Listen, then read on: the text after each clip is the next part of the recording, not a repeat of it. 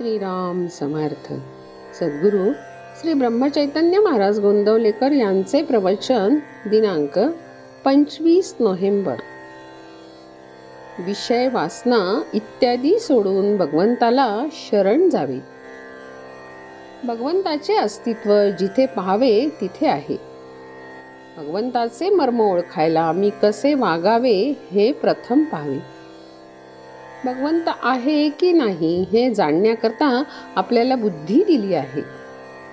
भगवंत निश्चित आहे हे काहींना अनुभवाने कळले. आपण त्यांचे आप्तवाक्य प्रमाण मानले. भगवंताचे अस्तित्व जर निश्चित आहे तर त्याची ओळख तरी कशी करून घ्यावी. बीजगणितामध्ये उदाहरण सोडविताना एक अज्ञात क्ष घ्यावा लागतो.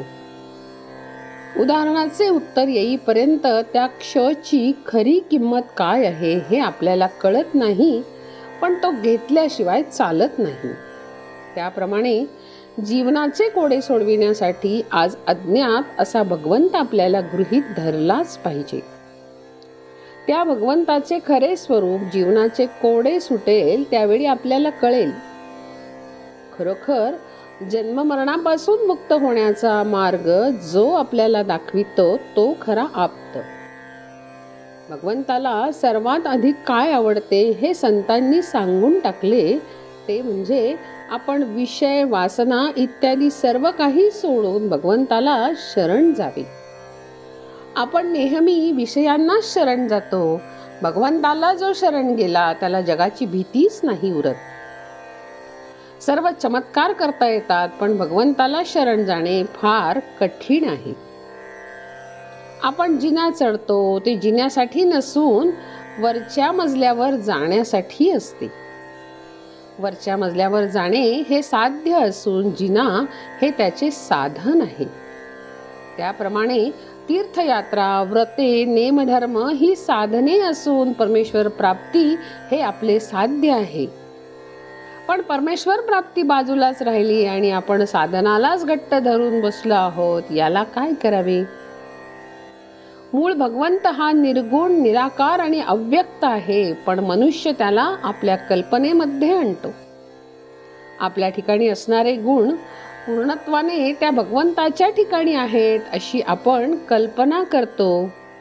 याचा अर्थ असा की आपण प्रथम भगवंताला जडामध्ये पाहतो आणि मग त्याच्या नामाकडे जातो.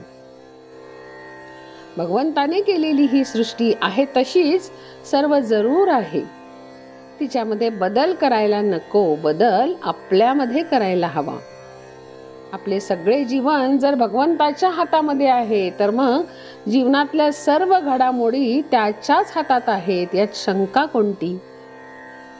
झाडाच्या मुळांना पाणी घातले की त्याच्या सर्व भागांना ते पोचते. तसे भगवंताचा विसर पडू न दिला म्हणजे सर्व काही बरोबर होते. भगवंत हवासा वाटणे यामध्ये सर्व मर्म आहे.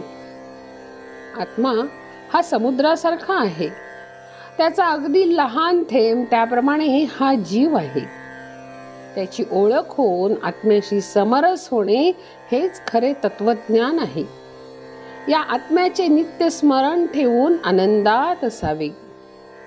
संतांनी नामस्मरण रूपी नाव आपणास दिली आहे, त्यात विश्वासाने बसू. संत कर्णधार आहेत, ते आपणास पहिलं पार नेतीलच. जानकी जीवन स्मरण. जय जय राम.